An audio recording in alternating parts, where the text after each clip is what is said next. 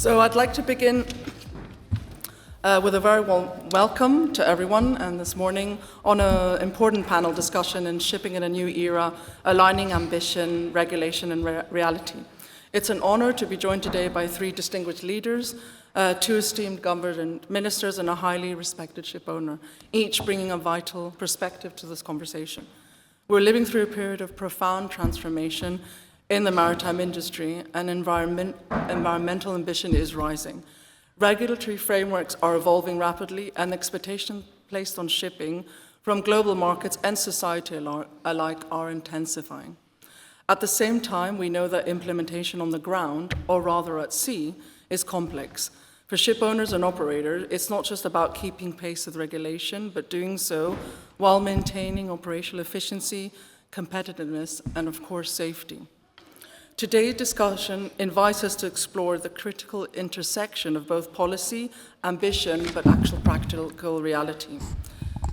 How can governments and industry work more closely to ensure regulations are clear, achievable, and aligned with available technologies and infrastructure? How do we ensure ambition leads to lasting, measurable impact, not just increased pressure? We're privileged to have with us the Minister Vasilis Kikilias, Minister of Maritime Affairs and Insular Policy of the Hellenic Republic, Minister Marina Hadjimanolis, Shipping Deputy Minister to the President of the Republic of Cyprus, both of whom play key roles in shaping maritime policy and regulation. And joining them today is also Dr. Nikolas Tsakos, founder and CEO of Tsakos Navigation, a global shipping company known for its innovative approach and commitment to its sustainable shipping practices. The balance of perspectives, policy, and practice is exactly what's needed to move this conversation forward. So today, let's talk about alignment, not just ambition and regulation, but of incentive, expectations, and timelines. And let's discuss shared responsibility and what it will take to move forward this new era of shipping boldly, collaboratively, and grounded in reality.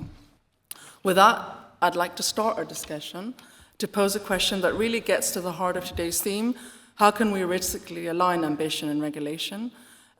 Coming to you first, Minister Kikilias, given your leadership in maritime affairs in Greece, a country of one of the world's largest shipping registries, how do national government maritime decarbonization strategies align with the IMO and EU regulatory regimes? Elina, thank you very much for the opportunity. Of course, big thanks to Capital Link and its director, Mr. Bornozis. Happy to see you again and be in your company. I'm very, very happy to be with Minister here. She's exquisite and, of course, a live example of the heart and the soul of Greek shipping.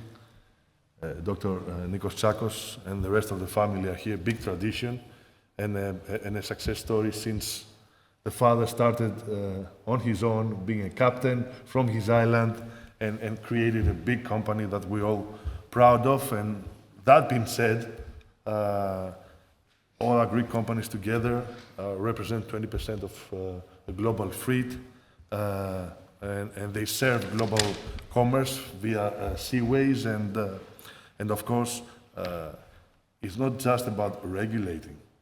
It's about actually serving people and serving common good. So I do not see a problem. I see an opportunity. There is EU regulation. We abide by it. We're part of the European family. We represent 60% of European fleet, 70% of European commerce. And of course, there's the IMO. There's our big family, and these two must be compatible to serve common goods. It cannot be any other way. We have explained numerous times since the Draghi report that it's a big opportunity for Europe. Europe cannot lose European shipping. Competitiveness and being able to catch up in the pace regulated by the US and China, Europe has to show its advantages, and European shipping is and will play a key role in terms of that. So I don't see any reason that all this cannot be compatible in a way to be able to offer best possible opportunities for the industry and opportunities also for governments to create new job opportunities, to create more wealth for Cyprus, for Greece, for all European member states, and in terms of the IMO, to be able to secure a deal, because I want to be clear and honest. I've discussed with the General Secretary of the IMO here in London on the side of this great institution. We support the framework, but we feel that there should be a lot of things that should be better calibrated, and we have this next month to be able to do that. In terms of the correct treatment of LNG, since we have to be realistic and see that we don't have fossils of the future yet, not for the total world fleet. So be realistic and see what the steps are. Support small and medium companies also, which need that. And the industry respects the name of the game and understands what taxation is all about. But taxation should not be a penalty. Taxation should lead to somewhere. So if you do not have the fossils yet, you should take it one step at a time and give the right momentum in terms of the adjustment of the deal. And that being said, we're not alone in that. I'm very, very happy that Greek ship owners and the Greek industry is well respected. We do what we can in terms of crisis. Remember what we did during the COVID crisis. I was Minister of Health in Greece. Means of personal protections were distributed mainly through our ships globally. It's a big example of when there's a big need, what the industry can do. Thank you. No, thank you very much for that. You're right. You're right in many ways, but I'd like to also hear the views. So I'd like to come now to Minister Hadjimanolis. We heard from a fantastic panel earlier today and sparked a lively debate around the uptake of alternative fuels.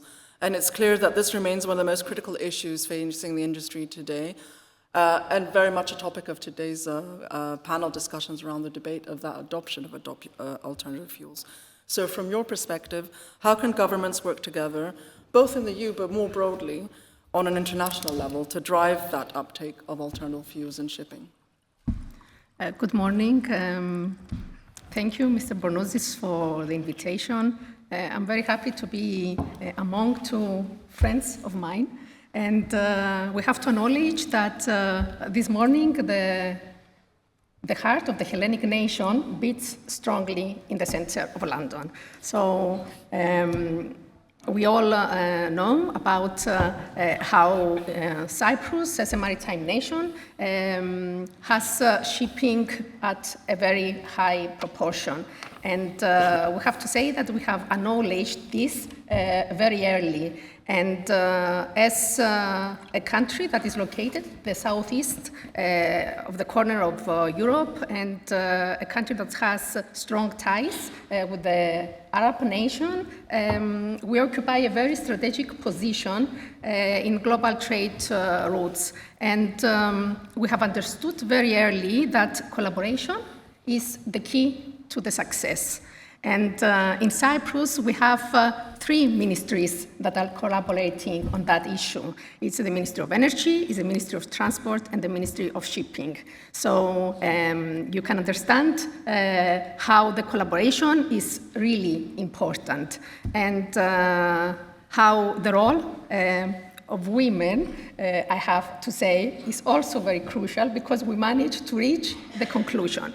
And we have to understand that listening to the private sector is a key and the most important aspect, because usually when we go to the fora and when we go to decide about the future of shipping, we have to take in mind how this will affect the industry. And we need to have continuous collaboration, we need to have continuous discussions, we need to be their voice, and we need to be proactive.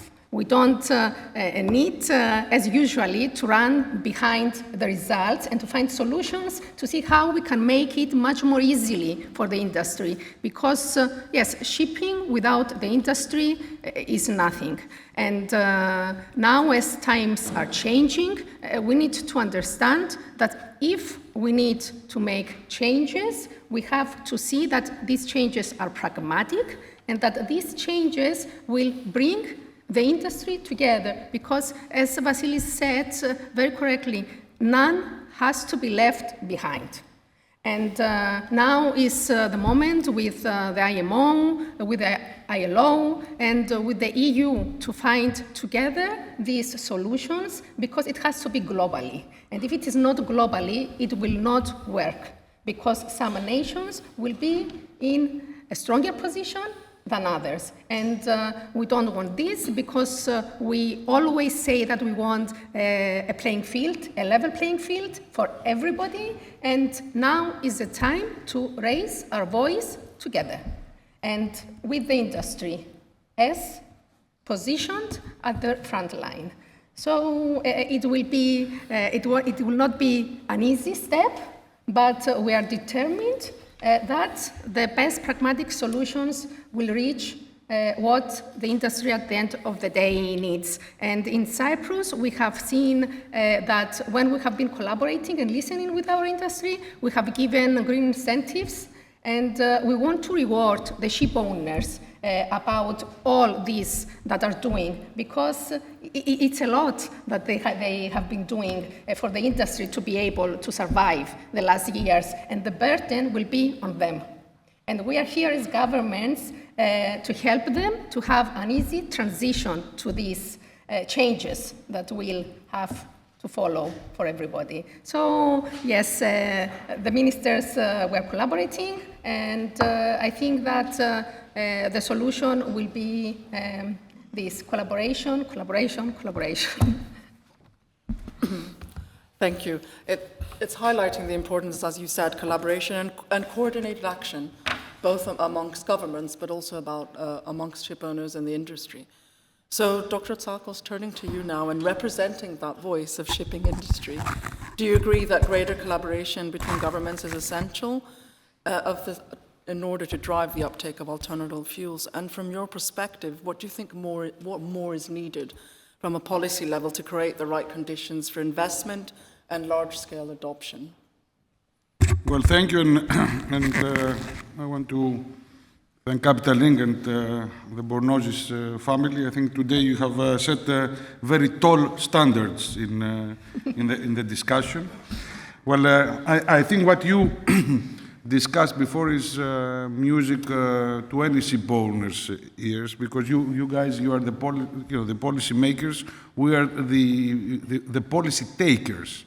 And I feel sometimes, and it shows my age, that ship owners, we are usually like the innocent bystanders in the old Hitchcock horror movies. Someone doing his business on a daily basis, and then all of a sudden something changes, and he's involved in a completely different environment that he has to cope, to survive. And this has happened many, many times. I mean, the opinion of the people who actually do the day-to-day business, starting from the seafarers, because, I mean, just sitting in an office without really experiencing what happens on a ship with every new policy, it's very, very distant. So it's very important to become finally realistic and try to achieve tasks that are close to our reach in our life span. Because, okay, I know now that with longevity we're going to live many, many years, but I hope my son will be able to see the changes and to be practical changes too. So we are all for a united decisions, united France, but realistic. And I think we went through a period that a lot of perhaps non-realistic scenarios have been discussed, and I am glad to see now that we're settling down and we're trying to take the right steps. Because shipping, of course, it is a pollutant. We represent less than 3%, 2.8% of the world's carbon, but what we do is we provide a huge service for the world economy that very few people, I mean, we're under, as an industry, we're under the radar screen. Very few people really, I mean, many people, you know, they see cars, they see trucks, they see aeroplanes, but shipping is something distant. You know, we carry 80% of the world's goods, but we're still under the radar screen. So I think some respect for the industry is important. Thank you. I think if I can then come back to you, let's say with the same question, but from from the same perspective, is now added that context from the private sector, what in your view is truly needed in terms of that cooperation and bringing bringing the realism into the policy to make meaningful progress? And how can governments ensure that their strategies not only to set the ambition, but like we said, also enable that real world implementation? Yeah. Well, once again, we much prefer to be practical. So the question is, are clean fuels available? Not at the moment. So we should support and fund the R&D and try to see in the near future what can be produced and for it to be tested and to be practically what we're going to use. In the meanwhile, we have LNG, we have other fuels also, and we got global economy and commerce and the industry and the well-being of our citizens. And this is essential to us. So we should involve everybody. Alternative fuel producers, do we have them? Yes. Involve them in this common effort. Industry training. You're going to get new guys, young guys, bright brains into the industry and help the industry evolve. Skill development, by all means, of course. And governments and policy makers to be able to understand what is theoretically implemented, what is the impact in real life. So at the end of this road, I think that all the stakeholders involved have a strong will into finding an actual solution.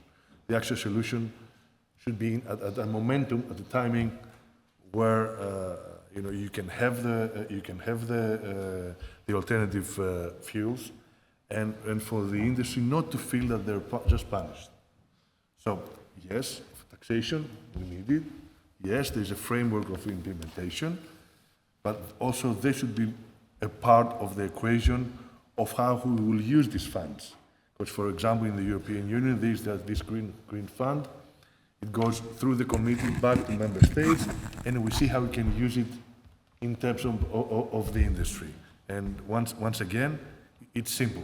More job opportunities, better paid jobs, greater installations and port installations, of course, green energy and not polluting and respecting the planet.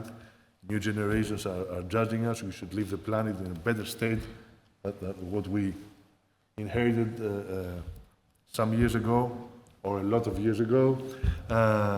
Some years ago for you, a lot of years ago for me. So this is the key part of a solution where everybody's going to probably make one step back in order to be compatible and to find something that's realistic. As far as I'm concerned, the Greek government is that simple. Very clear, thank you. I think I want to transition a little bit. It's a topic of today's and conversations, but I want to move the conversation like what you mentioned around skilled development. And it's a closely related topic and often receives less attention, but is absolutely critical when we talk about alternative fuels, and that is people. And the shift to alternative fuels, new technologies, more complex vessel systems will require not just investment in infrastructure, but also in human capital. As vessels become more technologically advanced and regulatory requirements more demanding, the role of seafarers is changing and the industry must adapt. Coming to you, Dr. Tsakos, your company has long been recognized not only for investing in its people and seafarers, but also for its broader contribution to maritime education, particularly the work through the Academy in Chios and your commitment to shaping the next generation of maritime professionals. Given this deep involvement, how do you see today's and tomorrow's seafarers being equipped with the knowledge and practical skills needed to safely and effectively operate vessels in the future, especially as we go through transition to alternative fuels and more complex onboard systems? Well, thank you, Elina. Well, I think the most important part of our investment is the human factor. Like, I mean, we could, and we are investing in very high-end, sophisticated vessels, dual fuels, vessels that run on LNG. However, if you do not have the right seafarers to operate these vessels, I think they're not only useless, they're dangerous, these assets. So our aim is to focus in the quality. The role of the seafarer has changed from the old days where a cadet would go on a ship and come out 4 years later, being a second mate and then just go back to sea. Right now we have high sophisticated seafarers. My son just came back yesterday from the island of Chios, where we inaugurated the first electronic engineer. So far, engineers have portrayed like a guy fielding grease and going up and down in a greasy uniform, like your father, screaming to people, Mr. Papageorgiou. Right now, there's nothing really, as Chris knows, to do on an engine anymore. Everything is electronic. So you need people. It's becoming at par with pilots. The captains and engineers are coming to that high sophisticated level. So we're putting every effort. It's a much slower process, but I am optimistic that we are developing the next generation of high sophisticated seafarers. Thank you. It's continuous training, as you said, and preparing that workforce for the challenges ahead. Going back to what you also said, Minister Hadjimanolis, that step-by-step, let's say, initiative. So if I come back to you, what step is your ministry taking to ensure that the next generation of seafarers is fully prepared for the demands of the low-carbon future, and how are you addressing the need for those specialized training and upskilling, particularly, involved with alternatives as we're talking, but it's also the safety standards and technologies associated with them? Coming to what Nikos said, as a Republic of Cyprus, in line with the merchant shipping law, we have decided to approve and recognize maritime academies and to certify their training programs. And a very good example, actually a prime example, it is the Maria Tsakos, the Teens Maritime Academy in Chios, which we recognized recently in Chios. So yes, we have to start by acknowledging how the seafarers' shortage is increasing. And only in the EU, for the next 10 years, 250,000 of seafarers will have to be skilled. And 40% of the current workforce will retire by 2030. So these numbers are increasing, and in Cyprus we are investing in the new generation. And we go to schools, we try to be role models, to find role models for the kids so that when they will decide about their future, we want them to choose also maritime education. It is not an easy task. I have seen Vasilis' TikTok also trying to persuade also from Greece students to love and to encourage them about the maritime profession. We have targeted programs. We give scholarships, and during our EU presidency, which will start from the 1st of January, we will have a declaration, a ministerial declaration supporting seafarers' education, but also the women's participation in shipping, which we feel is very important. So the upskilling, the reskilling of the workforce is very important, because we have seen the evolution of the shipping going very strongly. But without the workforce, unfortunately, without the reskilling, we will not be able to move all this forward. And it's not only about the reskilling, it's about also for the safety of the seafarers, because putting them on a ship that is of great intelligence and without having the skills in order to drive it, it will be very dangerous, and we will not be able to succeed in all this that we want together to do. So yes, with digitalization, with AI, with automation, with cybersecurity, we have a lot of challenges. So skilling and reskilling is vital. And what is also important is not for national regulations to go forward. It is important to have global regulations, and so for every country to be able to do it together and on the same field, because otherwise we will not be able to succeed. Thank you, Minister.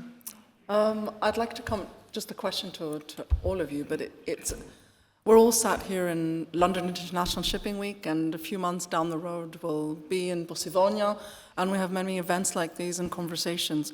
But what is the value of these events, and how do we ensure that they don't just become echo chambers, both government and industry, and labeled as pure talking shop? I open the panel to that. Okay, I will take it first.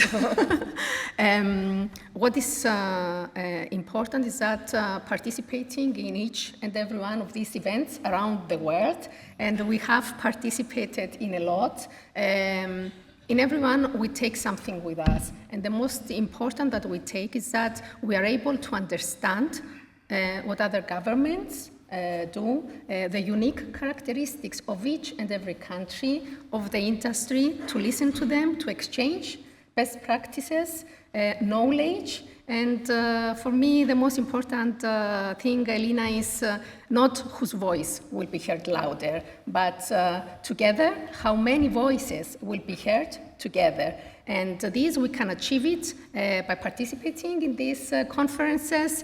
And I think this is my chance to invite you all to Maritime Cyprus between 6 and 8 of October in Limassol. And the weather is still good. It will be summer, so it will be a chance for everyone to hear what will happen in a few days from the Secretary General, who will be there in Limassol, in MEPC, which is very important for us. And we're happy to have also the two European commissioners for transport and for oceans, one from Greece and one from Cyprus. So we will be happy to host you there. Thank you. Dr. Tsakos, from your side? Well, that's a very nice invitation. I think we will prepare for that. Well, on a similar but different topic, because I see quite a few of CFOs here in the London event. The best news I heard today, Nico, is Donald Trump encouraging the abolition of quarterly reporting. And I think this is very, very important. I don't know if you guys have followed that up. He said CFOs and managers have to do more work and less reporting, and he encourages semi-annual reporting, which, you know, this is something TEN has been always been criticized for, but so that was a part of good news. So this has to do also a bit with the events that are happening. You know, I think it's very, very nice to get together, have these events, but we need to open them up to other industries or the public, because we all sit around and, we all hum our own tune, let's say, and which is also important because it keeps the industry focused. But if we are going to have these events, I think our industry, as I said, it's under the radar screen. So it's important when we do these events to try and include either other industries, related industries, with us, or a general public to understand of what we're doing. So that's my take on that. It goes back to the point, like Minister Hadjimanolis said, in terms of collaboration and also expanding globally rather than specific focused efforts, which it's great to hear that so many initiatives are coming from both Greece and also Cyprus. So I think with that, I'd like to close the session today. What we've heard today makes one thing very clear, that it's not just about regulatory and technology challenge, it's a collective transformation. And it requires really close cooperation between governments, industry, and the people at the heart of shipping. And from aligning national and international policy frameworks to scaling the adoption of alternative fuels and ensuring our seafarers are equipped for the future, this new era in shipping demands ambition, but also realism, partnership, and action. I'd like to sincerely thank our distinguished panelists, Minister Kikilias, Mr. Hadjimanolis, and Dr. Tsakos for sharing your perspectives, experiences, and leadership. Your contributions today have offered not only insight, but also a sense of direction for where the sector needs to go. And of course, thank you to Capital Link and our audience today for joining us in this important conversation. Thank you. Thank you.